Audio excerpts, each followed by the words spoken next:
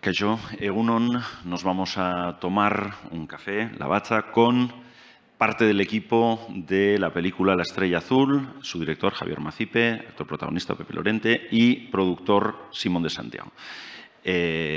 Bueno, bienvenidos de nuevo y enhorabuena por formar parte de la sección New Directors. Mi primera pregunta es para Javier Macipe, director de la película. Javier, venís de Aragón, que es una tierra de cineastas, ¿verdad?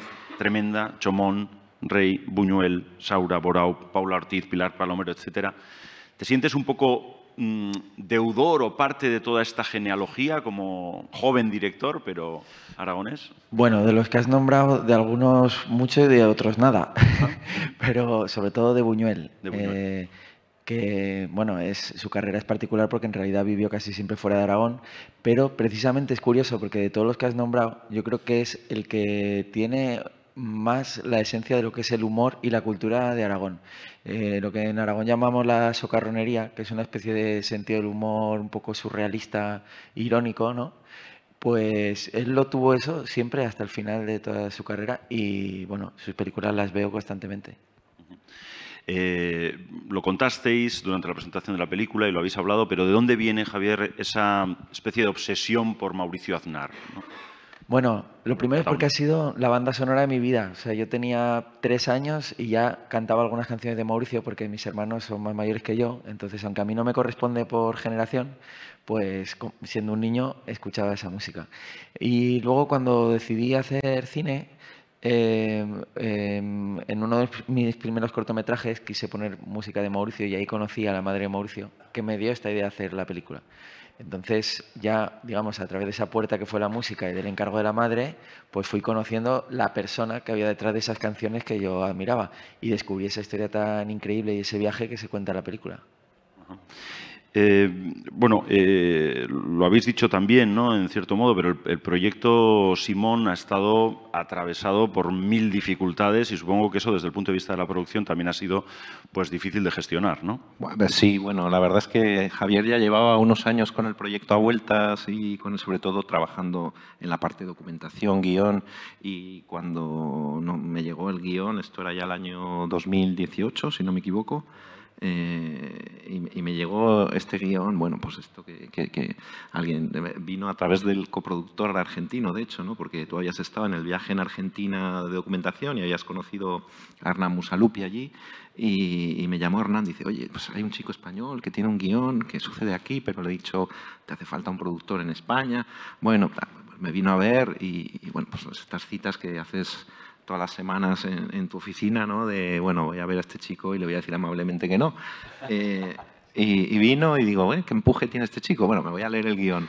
Y me leí el guión y dije, joder, qué pedazo de guión. Realmente te diría que es de esos guiones que lees pocas veces en la vida. Luego no todo el mundo lo entendió el guión, pero yo conecté inmediatamente con ese guión. Y le llamé y lo reflexioné y le llamé y le dije, Javi, no, es que, ¿sabes? Esto es un proyecto muy, muy pequeño, que requiere mucho esfuerzo, te tengo que decir que no. Pero como él es así, de maño, él y su socia Amelia, pues me organizaron aquí una encerrona y en San Sebastián de 2018 nos volvimos a encontrar con Hernán y con ellos dos y me volvieron a dar la vara y dije, bueno, pues me lo voy a volver a leer y me lo voy a leer y digo, sí que es muy bueno. Y así acabamos entrando. Lo que no sabíamos es que el viaje iba a durar pues 3 años, desde San Sebastián 2018, 5 años hasta el 2023, porque efectivamente pues, usamos todo ese primer año 2019 para financiar y entró la ayuda del ICA y entró Movistar y entraron dinero de Aragón, Aragón TV, bueno, otras fuentes de financiación y ya estábamos listos para rodar en marzo del 2020. Arrancamos el rodaje alegremente con esa escena del principio del concierto de Mauricio, que eso se rodó empezamos el 9 de marzo de 2020 y 3 días después nos estaban encerrando a todos, que pensamos, bueno, pues 1 semana, 2 semanas. Luego había que irse a Argentina, ya era un mes. Luego, claro, se fue alargando todo. Luego Argentina se cerró en fronteras totalmente y Y es un proyecto pues, que entre la primera claqueta y la última han pasado 3 años, cosa que yo creo que en pantalla no lo notas, pero ha sido todo un... Y entre medias hemos tenido momentos de hay que parar el proyecto muere, el proyecto vive, bueno, ha sido todo un viaje. Pero, Javier, volviendo a lo que te preguntaba antes, ¿llegaste a conocerle pese a la diferencia de edad o personalmente o no? No. Vale. Otra pregunta para Javier, luego vamos con Pepe. ¿Cómo te planteaste en general, digamos, la puesta en escena? Porque si pensamos la película, contiene elementos pues difíciles para plantear una puesta en escena, ¿no? Es decir, hay mucha música, hay música en directo, hay época, por lo tanto, dirección artística, el sonido, ayer lo dijimos también, era muy importante. Hay también muchos rostros filmados, ¿verdad? También creo que es un dato importante de la película. Es decir, es una puesta en escena que yo intuyo muy compleja, ¿no? Como planteamiento, ¿no? No sé cómo lo ves. Bueno, digamos que una de las obsesiones mías era que la película fuera muy verdadera, ¿no? Y que la música se tratara de una manera que no fuera como en muchas películas que ponen una canción de fondo y que no tiene esa importancia. Entonces, la manera de trasladarlo al lenguaje formal es que la película se respetara mucho el tiempo real. Entonces hay muchos planos secuencia, lo cual además se convertía en un factor de riesgo en la película grande, porque yo creo que eso queda planteado desde la primera escena, cuando hay un monólogo bastante largo del protagonista y después viene un concierto y en ese concierto además mostramos a 500 personas de público que ves claramente que están ahí y todo lo que suena está grabado en directo, que es un concierto de rock and roll en el que además, por ser de época, todos los micrófonos, las mesas de mezclas, todo era realmente de los 90. Era una obsesión nuestra, incluso los cables, o sea, para que las clavijas fueran. Entonces, cuando juntas todo eso, pues claro, yo creo que el resultado, me lo han dicho algunas veces, de la primera escena, pues que realmente tiene eso que parece un documental, pero a la vez tiene algo atractivo del lenguaje hollywoodiense, me han dicho también, que es como lo mejor que me podrían decir, ¿no? Que hay una mezcla muy extraña y difícil de definir. Y luego, en general, en esa misma línea de mantener el tiempo, pues también no hacer esa trampa. Hay un libro en el que André Bazin, no sé cómo se dice en francés, lo digo así. Vale, pues habla de que cuando en una escena, por ejemplo, un león persigue a alguien, tienes que mostrarlos en el mismo plano, ¿no? Porque si pones al león por un lado y a la persona que corre por otro, el espectador nota que eso no tiene esa fuerza, ¿no? Porque no los estás viendo en el mismo plano. Y en esa película, en esta película lo hemos intentado hacer mucho, ¿no? Que cuando se ve tocar a él, que no era músico, pero se ha convertido en un músico, con los músicos de verdad, los mantengas en el mismo plano, para que la sensación sea, coño, esto realmente ha ocurrido así, ¿no? Y bueno, pues creo que más o menos te respondo. Sí. Ayer hablabais, Pepe, de cómo había sido un poco el proceso y dijisteis una palabra que se me quedó, ¿no? Fricciones, decíais. Había habido fricciones en ese proceso tan largo. Pero yo lo leo como algo positivo en el fondo. Fricción como el fósforo y una superficie rugosa, ¿no? Que termina generando chispa de creatividad. Y yo creo que eso se ve en la película, ¿no? Mucha fricción, pero al final chispa. Sí, me parece una imagen muy buena esta que das del fósforo, porque realmente fue así. El fósforo rasca, molesta y dejó de la piel, ¿no? Pero luego ilumina y puede iluminar otras cosas y encender nuevos fuegos, ¿no? Y es lo que nos pasó. Te podría contar 1000 batallas, ¿no? Que hemos tenido Javi y yo, pero básicamente era como... yo he hecho un proceso, digamos, en la película, en lo artístico, como de quitar, ¿no? Esto se dice a veces, pero realmente nunca me había visto nunca había hecho un protagónico de esta entidad, ¿no? Ni aprender a tocar, a cantar, en fin, toda la cosa técnica que tiene, pero ha sido un proceso de quitar. Y Javier, como me quitaba todos los lugares donde yo podía estar cómodo, desde no tener el guión, quitarme el guión, hostia, ¿cómo que me quitas el guión? No, el guión me lo dio físicamente, así en la mano, léetelo, vale, me lo leo, puta madre, tal. Y ya quedamos y me lo retira. No me lo envió por email y yo, coño, ya no tenía, ¿sabes? Y entonces fue un trabajo de entrar al universo de Mauricio y empezar a imaginarlo y de abrirme a su mundo, a su universo, a su manera de mirar el mundo a través de la música. No, conviértete en músico. no parecer, ser. Vale, vale, bueno, pero ser, sí, bien. No, no, ser, ¿no? Entonces, digo, joder, este hombre está loco, pero bien. Entonces, como realmente empezamos a trabajar, no todo, Mauricio está en sus canciones, en su música, entra a través de la música que él tocaba, la suya y las canciones de otros que elegía. Y decir, ok. Y, entonces, y luego ya al final empezamos a trabajar las escenas, ¿no? Entonces, claro, eso genera una fricción evidente porque la sensación de no controlar es tremenda, ¿no? Una película tal vez para los tres, ¿eh? No sé si en algún momento habéis tenido referencias cinematográficas de, podríamos decir, biopics de ficción sobre gentes de la música, estrellas musicales. ¿Habéis pensado en algo de eso desde el punto de vista de producción, de interpretación, de dirección? Bueno, yo he visto muchas, pero más por aspectos técnicos, porque narrativamente yo creo que esta película es casi una especie de transgresión del biopic, ¿no? Porque cuando tú ves, por ejemplo, la película de Elvis, por decir un biopic de hace poco, ¿no? Imaginaos que Elvis no hubiera sido una persona real y vieras esa película. No entenderías nada. O sea, dirías, esta película que es una película horrible, ¿no? Realmente. Entonces, nosotros hemos planteado la película para que no la tenga que conocer nadie, la historia original. Y, por tanto, los biopics, o sea, igual eran más interesantes películas de viajes, por ejemplo, como referencia narrativa. Pero sí que en los biopics musicales pues analizamos mucho la manera de afrontar todo el tema musical. Hay películas que lo hacen en directo, otras que no, y sobre todo las que tenían escenas en directo, y especialmente las de Hollywood, incluso documentales como, o conciertos grabados como Scorsese con los Rolling, o hay un concierto de Elvis que se reeditó en 5.1 muy bueno y tal. Pues eso lo hemos analizado mucho y yo creo que la película está al nivel. Por eso intento hablar y mucho de que es importante ir a ver la película al cine por el sonido.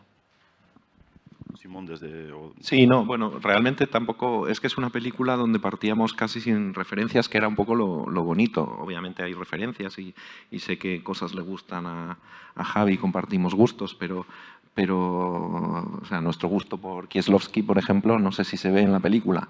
Realmente la película en sí creo que parte de no tener grandes referencias y eso es lo que le hace una peli muy especial y muy bonita, muy distinta, ¿no? Una sorpresa para el espectador que se enfrenta a ella. Sí que incluso creo que hay un poco de transgresión también en cuanto a que el biopic clásico, todos estos que decimos, pues siempre es ¿sabes? Empieza de niño, mucha tal, ascensión, crisis, caída. Y en esta película el camino va por otros derroteros. De hecho, yo creo que hay un momento en la película donde hasta te puedes preguntar ¿a dónde va esto? Pero es parte del ejercicio, ¿no? Y cuando crees que has llegado al final que verías en cualquier película, de repente la película pega un giro y te lleva hacia otro lado, ¿no? Bueno, habéis mencionado... Perdón, no sé si querías decir algo que hayas... Que a nivel interpretativo, o sea, Javier me pasó una lista de películas como de inspiración de la historia, muchas, ¿no? Y luego biopics también, pero fundamentalmente, o sea, casi biopics, sí, como que viera películas para ver lo que se ha hecho en relación a, pues eso, uno ve Queen, uno ve, ¿no? Todo esto, pero era más documentales sobre rockabillys de la época como una inspiración completamente cruda de documental, porque era más ese carácter, porque no iba a estar muy apoyado por él, pero la crudeza del plano secuencia de no, aquí estás solo, no va a haber truco, no va a haber trampa, entonces era más una cuestión de ponte en un tono absolutamente como si hubiera una cámara grabándote, una cámara oculta, que tienes que estar en un tono con todos, si no estás actuando, ¿no? Una cosa de la que habéis hablado que me parece también muy importante en la película, humor. Hay toques de humor yo creo que profundamente universales, pero también muy aragoneses, ¿no? Ese humor que ironiza sobre la resignación, que se ríe de las desgracias propias a veces también, y que hay esta palabra en Aragón para eso, ¿no? Somarda, que me parece maravillosa, ¿no? Lo habéis tenido en cuenta, claro. Claro, es que es algo que definía mucho al personaje original, a Mauricio, y además yo creo que en esta película es muy importante porque la película está todo el rato en un fino equilibrio, porque claro, es una historia muy dramática. Hablamos de una historia con muertes, con una historia de adicción y con una historia familiar muy dura, ¿no? Entonces es la manera en la que también la película cada cierto tiempo va liberando la tensión. Y ayer me lo dijeron varias personas que se agradecía mucho después de haber visto algo muy fuerte, pues que de repente hay una broma. Y creo que es lo que permite que nunca se asome al terreno del melodrama. Yo creo que nunca llega a esos derroteros. Además yo creo que en todo lo que yo he ido haciendo, por ser aragonés, pues eso también está ahí. O sea, en este caso yo soy aragonés y además el personaje también. Es verdad.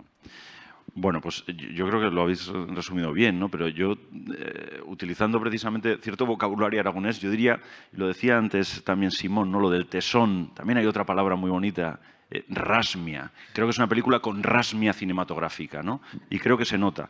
Creo que tiene un protagonista somarda, ¿verdad?, que utiliza ese humor tan inteligentemente, pero creo que tiene corazón universal esta película también. No sé si estáis de acuerdo. Sí, sí, eso para nosotros era muy importante desde el principio y ahí, porque siempre la principal problema que te ponía todo el mundo cuando ibas con el proyecto era, pero es que esto es muy local, fue esto fuera de Zaragoza, ¿quién lo va a entender? No, es que esta es una historia universal. No hace falta conocer a este personaje, igual que no hacía falta saber quién era Sugarman para emocionarse con aquella historia, ¿no? Sobre todo porque la música luego pues, ya te va a convencer, no necesitas mucho más. Sí, totalmente. Y bueno, hablando de la rasmia, realmente ha habido un equipo de personas que han empujado mucho porque hubo momentos en los que realmente era inviable la película. O sea, los productores, pues claro, viendo cómo se iba complicando, ya no podía haber más complicaciones. Imagínate, pandemia mundial, coproduciendo con la segunda economía más inestable del mundo, que cuando lo leí digo, me cago en la puta, hemos tenido que elegir Argentina, ¿no? Y hubo un momento, una reunión ahí de crisis, me acuerdo, que estaban los productores diciendo, oye, Javi, es que al final te vamos a tener que decir que se cancela. Claro, ellos ya sentían mucho la película. Y me acuerdo ahí que les dije, ya veréis que dentro de 2 años estaremos riéndonos de todo esto. Pues mira, ha llegado este momento. Estáis en San Sebastián. Sí. Estamos en San Sebastián. No estamos en competición, pero estamos en San Sebastián. Pero eso ya veremos si no es bueno finalmente. Eso. En definitiva, muchísimas gracias, de verdad, enhorabuena por la película. Creo que los ecos de la película ya empiezan a ser muy positivos y nos alegramos. Y vamos a ver precisamente un tráiler de la misma para terminar este diálogo. Es que ricasco, muchas gracias. Muchas gracias. Gracias.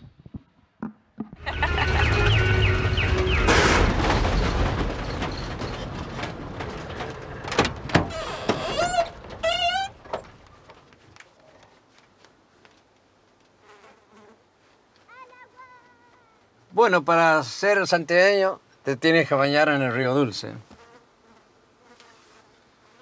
Otro día vamos al India. ¿Usted ha tenido alguna vez la sensación de que no le iba a volver a salir nada con gracia? Y esto es como con las mujeres. El verdadero conquistador no es el que las consigue después de tanto insistir, sino el que hace que ellas se acerquen. Sí, claro. ¿Y eso cómo se hace? Hay que relajarse. Y después las canciones vienen solitas a vos.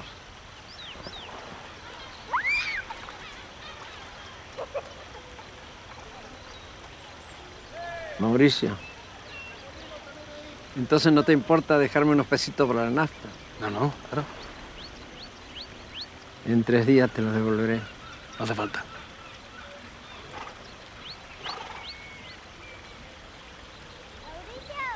¡Dígame! No puedo. Pero que no llevo bañador. No voy preparado. ¿Cómo? No me diga que mis calzoncillos no sirven para exhibirlos. ¡Hala, venga! ¡Que no se diga! ¿Pero sabes que los españoles nos convertimos en cocodrilos en el agua?